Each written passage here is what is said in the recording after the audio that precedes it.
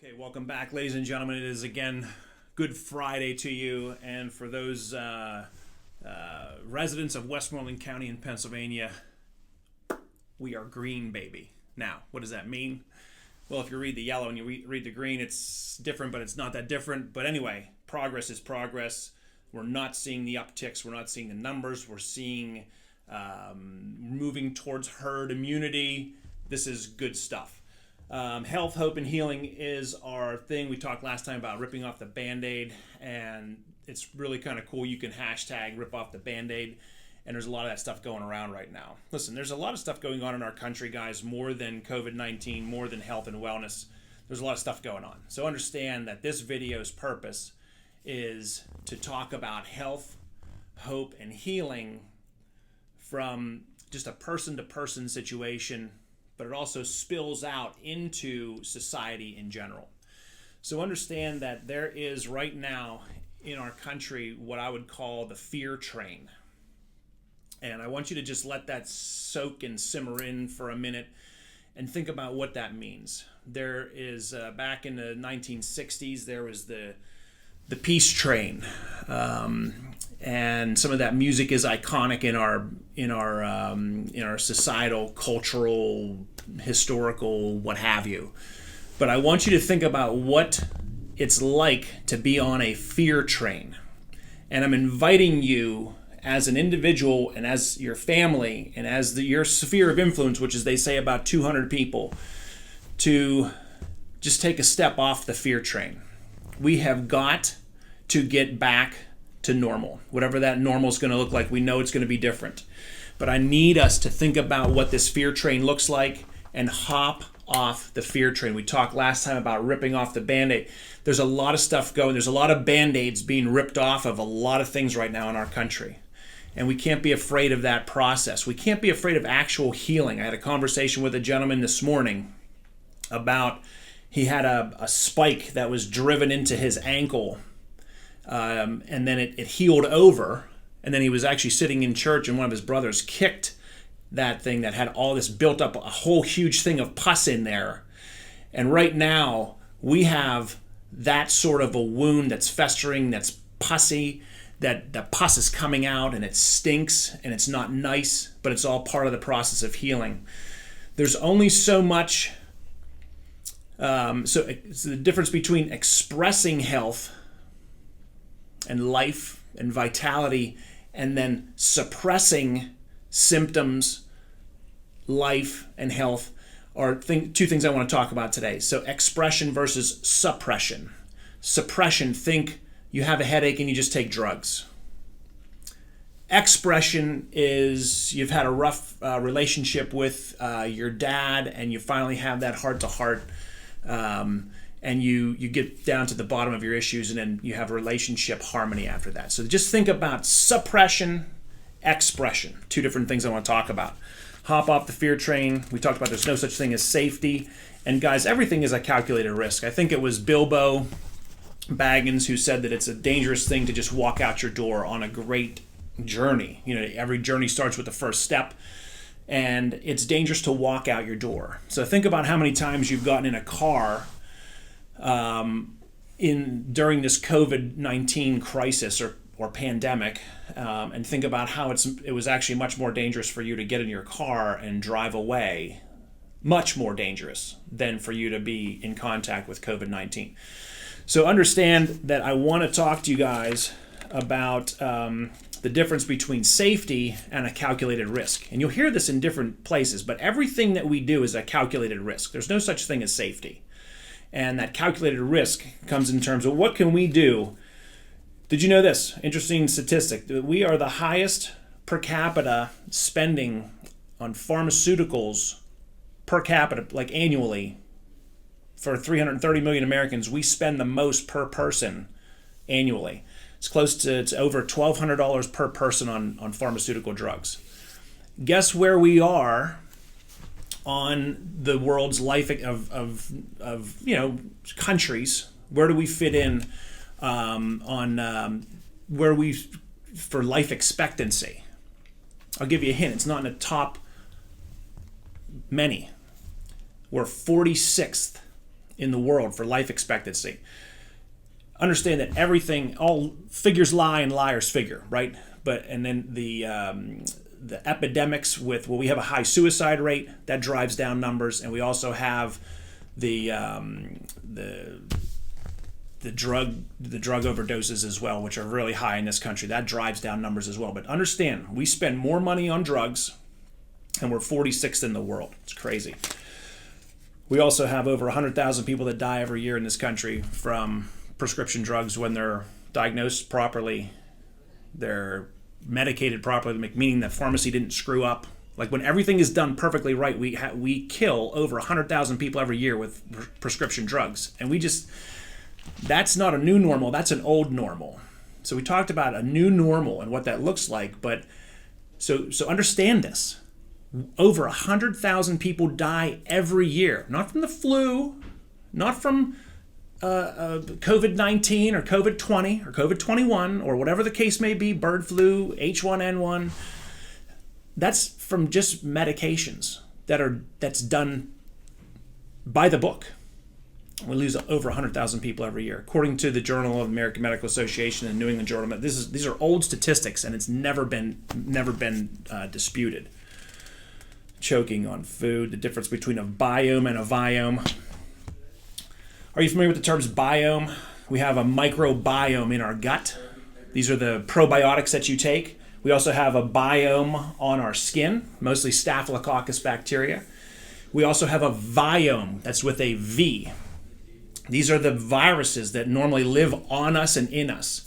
And the average 200-pound man, 2 to 4 to 6 pounds of his weight is bacteria. So just that's how many millions and trillions. The average person, the average adult has 380 trillion viruses on their body at any one given time. And yes, we believe that hand washing is important, especially after you go to the bathroom and you cut up fish on your board. But do you really think that you're escaping from viruses in what we're doing? Like we're putting plexiglass between the desks of our students, like in their classrooms. Like, do the viruses not plexiglass between the desks of our students, like in their classrooms? Like, do the viruses not know how to get around that when we have forced air heat that's just blowing all that stuff? Like, really, is this what we're going to spend our money on? So guys, we have to think about this as a culture logically. We can't be afraid to rip off the Band-Aid. We can't be afraid to hop off the fear train. Understand that humans have always lived as symbionts with bacteria and viruses. Okay, and there is nothing that a virus can, like the virus literally isn't sitting on your desk waiting to kill you. Okay.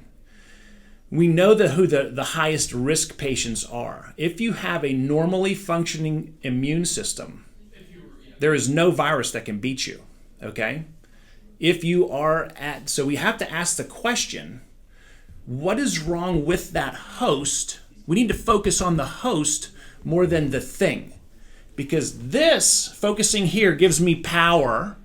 It gives me a purpose, so that I have something that I can do to actually influence my own immune system, my immunology. So real quick, we're going to go through these and we're going to go through them again next week. We're going to expand on them. The 5 factors of health. This is what you can do and what I can do and what we do already. But I need you to break down your life into 5 little sections. The first one is diet and nutrition. Okay, so I want you to, don't think of them as the same. Your diet is everything that you consume. It's what's on the plate.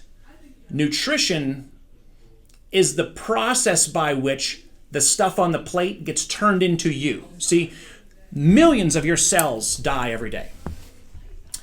Millions of cells are reborn every day. And when you're young, you're kind of birthing more cells than are dying. But then as we age, the aging process is more cells are dying than are being replaced. Okay, and this is basic fundamental biology, okay, as we age. So the diet is what?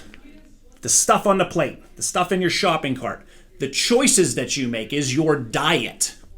Nutrition is the process by which that stuff gets turned into you. So I use the example of, like, think about the most healthy salad you can ever imagine, and chewing it properly and digesting. You have good, you have good digestive juices here, and you have a good gut flora, all that stuff. And then think about living on that versus your diet consumes of Jack Daniels and Snicker bars. That's what you eat. So think about diet and nutrition in those ways. Exercise. We all know we need exercise. We were made to move. Our world is becoming more and more sedentary. You're seeing finally standing stations coming into workplaces, which we need to do. We know we need to move. We know that obesity is on the rise. It's not just about movement. That's about diet. It's about food. It's about all the different things that are happening. But think about guys going for a minimum, going for about a 20-minute walk 3 times a week. They say that's the bare minimum. And there's a maximum, because if you're doing too much tissue damage up here, then you're not going to actually have a good healthy body either. You can do too much. Rest and relaxation. What is rest and relaxation? Rest, sleeping, yes. 7 to 9 hours per night is what we need as humans. Your age, and that it's dependent on a lot of different variables, but 7 to 9 hours. When's the last time you got a good solid 7 to 9 hours of uninterrupted sleep where you just felt refreshed and just filled with energy, and your feet hit the floor and you're ready to go? You know what I mean? That should be a challenge to all of us. Relaxation involves your downtime, how much time you spend in that central executive function versus the default mode versus the salience network. These are different things that we do, like whether it's at the end of a yoga class, how you have that real feeling, or just like even like that little power nap that you get, or going on vacation with your family and just sitting in the sun and relaxing. All of those things are part of our health as well. The big one, guys, that I'm going to talk about is the next two. We call it the PMA. Positive mental attitude, or positive psychology. We also use the terms optimum mental, emotional, and spiritual well-being. And this is one of those things that is inescapable no matter where you go, who you talk to. If you are the proverbial Debbie Downer, if everything is glass half empty or versus glass half full, if you are always in that mode, guys, it's a proven scientific fact that those thoughts affect your immune system. This is called psychoneuroimmunology. You can Google it, and it's a long word. And remember, psycho starts with a P. Okay, so psychoneuroimmunology, you could read for 10 hours after you watch this video and go from there. And positive psychology, we're constantly telling people in our office, you're better. You're better. When you get an adjustment, it doesn't matter what your symptoms are, but when you get an adjustment, a chiropractic adjustment, and your body is connected to your brain and your brain is connected to your body, you're getting better. I saw a guy's feet today. I saw the vasculature getting better in his toes today. It blew my mind. And it didn't happen like for the first however many visits, and all of a sudden he comes in, I was like, what? Look at the color on your toes. This is fantastic. You're getting more blood flow. Guys, you need blood flow, you need nerve flow. You can't have one without you got to have them both. And then the last one is the central nervous system free of interference. What do we mean by that? Guys, the master control system of your body is your central nervous system. You can have your heart removed from your body and you can get a new one put in.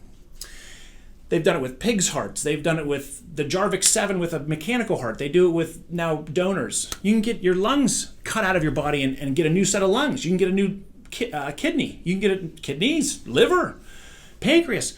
It's unbelievable the things that you can actually get replaced. More than knees and hips and prosthetic this and shoulder replacement here but you can't replace your brain and your spinal cord. When you take that part out of a person, it is the essence of actually who they are. So you are a reflection and an expression of your central nervous system. This must be able to run freely and fully expressing life and health through the human vertebrata.